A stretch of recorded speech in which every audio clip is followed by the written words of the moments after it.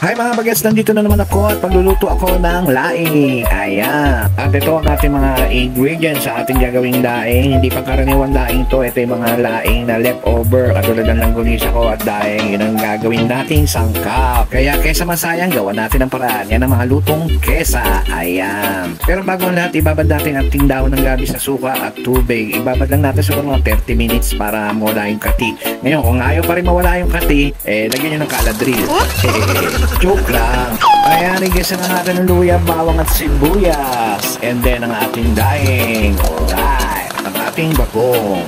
Ayan. At syempre, bago natin lagay yung dahon ng gabi, hugasan muna, banlawan para mawala yung pinagbabaran. Okay? Lagyan ng paminta.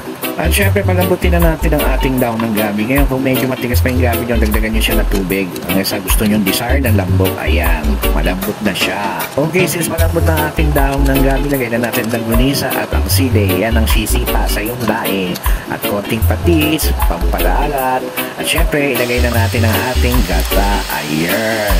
Dalawang gata nilagay ko. At syempre, lagyan natin ng konting enhancer. Lagyan natin ng konting bechin. Ayan. Hanggang pakuloyin natin siya hanggang maglamis. Ayan ang aking laing with leftover. Ayan. Okay guys, thank you sa panonood. Until next time. Ciao!